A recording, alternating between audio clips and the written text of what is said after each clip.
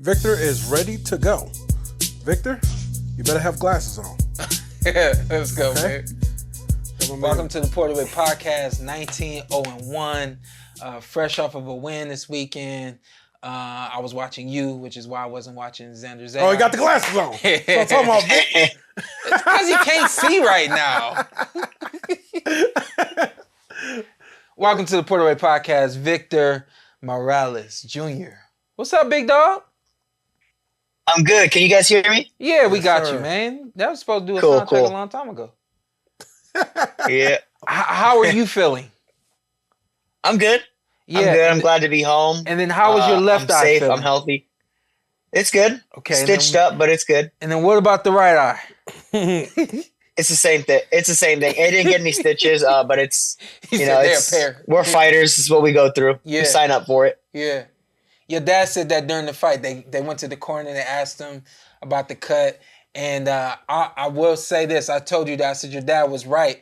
He was right about the way that you chose the box. I would say the first half of the fight, you chose to try to bang with your opponent. And you were starting and then he was finishing. And it made a lot of the rounds close because he was able to finish you on your way out of the exchanges and things like that. Just first impressions from the fight. I know it was a couple of days ago, but first impressions of the fight, your mentality through the beginning, and then we'll get to the end, but your mentality through the beginning of that fight and, you know, ultimately why and how you started the way you started. Well, we knew he was going to be a tough guy. We told everyone this one's going to be tougher than the last one. This guy's got nothing to lose. He's going to come in and he wants to give me a loss. He has nothing to lose. He's ready to come over here and truly trained. We found out later on that he was actually training at the same gym as Cepeda. Mm-hmm. So he was ready. He was in altitude. He was ready to go. Mm-hmm. First half of the fight, I wanted to, I started out one way, first couple of rounds, I wanted to start out one way. But it kind of turned into a thing where I kind of wanted to get my respect and see if I could get him to back off a little bit. Yeah. So I knew that if I maybe was a little bit more aggressive in the first half, he might, not want to come back at it the second half because he's like, oh, this guy's got it in him. And at that point, then we would go back to our game plan. But, we fought hard the first half and we fought hard in the second half. We just had to make it a little bit smarter once I had the cut. And Vic, you're right there outside the top 10 in rankings. Your career is moving well. I say you 2 or 3 fights away from the belt. What we talking about, man? Yeah, they were. We're looking at possibly the first half of next year, sometime next year for sure. Okay. And it's a lot of great fights there, man, in that division. You plan on staying there a while, or what are we talking? We're gonna see what we do. I still want to win a world title at 126. Okay. From there, I'll decide to move up for sure. I've been at the same weight since I turned pro, and I'm 25 now. So I'm only getting older now. Oh my! I need you to be honest with me. At 25 saying you're old is crazy. I'm only getting older. Be honest with me, Vic. You got the second round knockout against Diego De La Hoya in your previous fight. Was that in your mind at all as you approached the ring on fight night, Saturday night? It didn't. I knew this fight was going to be a lot different. This guy was essentially in the position that I was in that fight. Yeah. And that was B-side. I got nothing to lose and I want to come and take this guy out. He just didn't have what I had. Yeah. Tell me a little bit about you and your dad after the fight.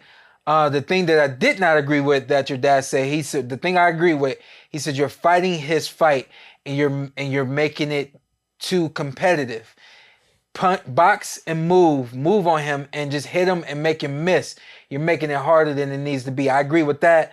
But then when TV went to him and they asked him about your eyes and then they asked him about the score, he said, we're winning easy. I didn't think you guys were winning easy.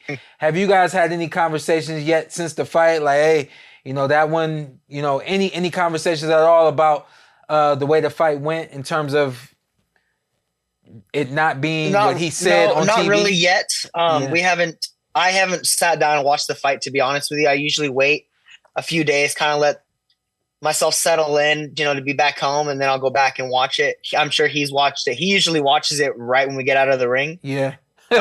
And we haven't discussed the fight yet, but he said he was really proud of me, and Gotta be. obviously we proved a lot. We proved that we had a chin, and we proved that the blood, the cuts, they're not going to stop me in my place.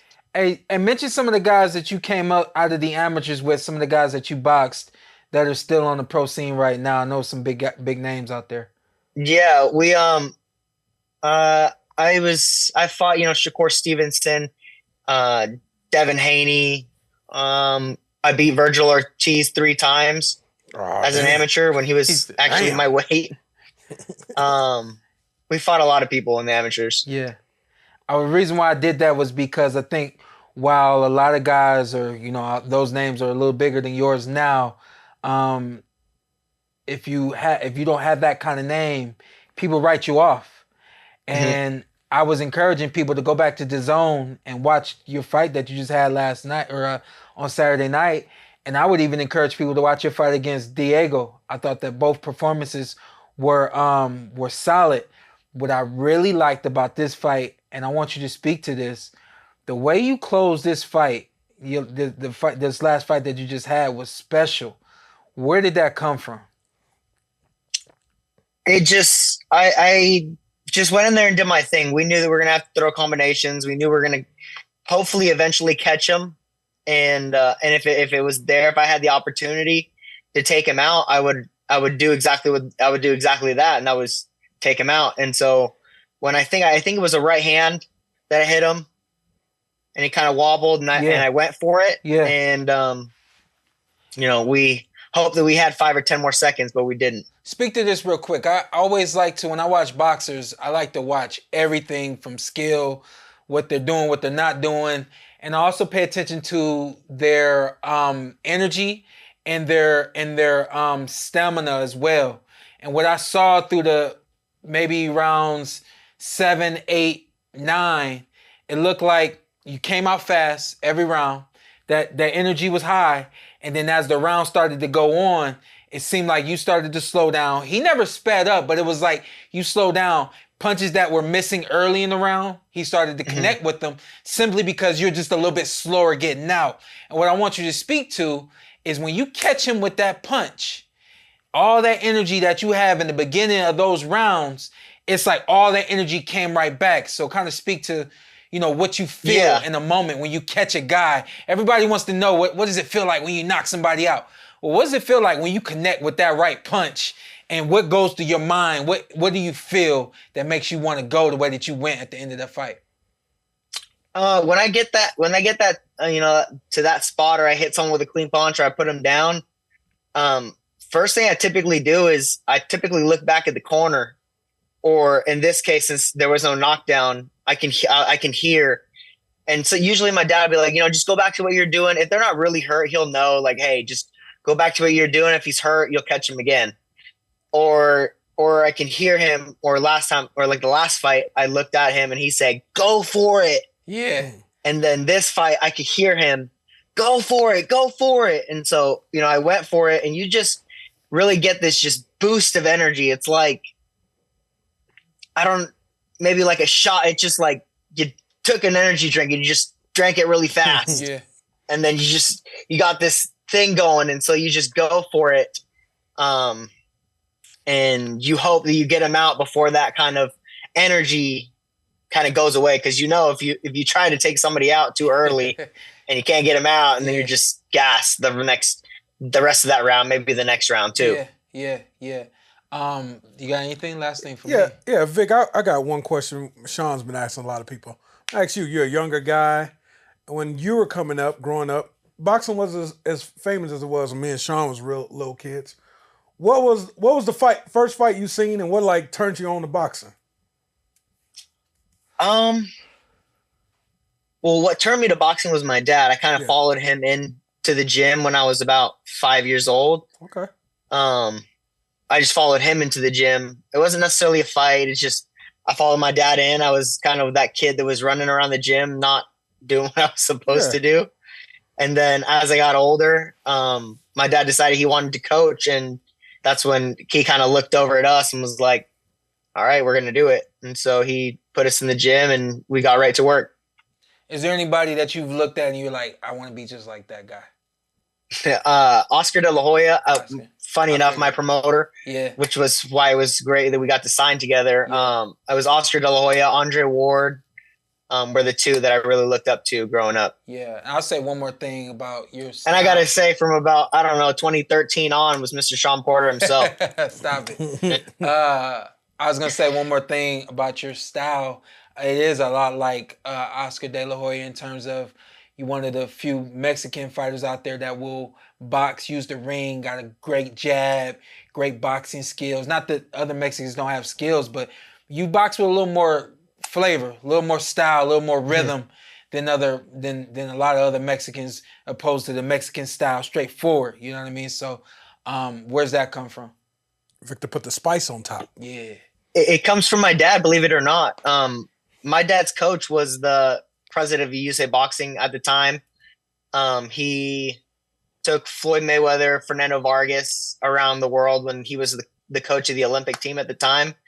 And, my dad is Mexican. He had that very Mexican style when he was boxing for a little bit and didn't care to bleed, didn't care to get hit as long as he got that 1 and 2 back. But what he was always taught was that he wanted me and my brothers to be able to speak to our kids when we were done with the sport. Yeah. And so he taught us, and he was taught to box, so we kind of get things from all over because of his coach being the USA Boxing president. He was able to learn a lot of different things, see a lot of different fighters. And so he kind of wanted me to be able to talk to my kids, talk to my fiance when I'm done with this thing. There you go. I don't like put people on the spot. Anybody you want? Any names? Or you just want to? Actually, yes. I was saying a few names. Okay. Fight week. That's okay. I'll say a few names. I told him that I wanted the winner of Josh Warrington and Leigh Wood in October. Okay. They hold one of the titles I want. I think that I have a good shot at Robeisy Ramirez. Nice. And I think he's based in Las Vegas now. Yeah. Any of those guys can get it, honestly. Like I said, I'm right there. From what it sounds like, we're, in number 7 of the WBC now. I think we just talked to someone over there. I think we're number 7 now. And I think they're going to update rankings. I'm not really sure. Okay. But we're right there. So any of the champions, they're on notice. 126 coming for their neck. Zach M. And other followers may want to get some Morales gear. Where can they go to get their Morales gear? We don't really have a website set up yet, but if he messages me on Instagram or something, I'll make sure to look on there and see what I can do. Okay. What's your Instagram, social media? It's official_Victor Morales. Boom, boom. All that being said, big dog, I'm proud of you. I'm happy to see you where you at, doing what you're doing, man. And keep going, big dog. Thank you so much, man. It means the world coming from you. You've been like an older brother to me since we met, pretty much. Yes, so sir. Even if we don't stay in contact every day, it's like I can just call him up, and I can always call you up and be like, hey, I got questions, like I did with commentating. Yeah. Call me anytime, man. I'm proud of you, big dog. Tell the family I said hello. Thank you. Absolutely. Stay blessed, Vic. See you.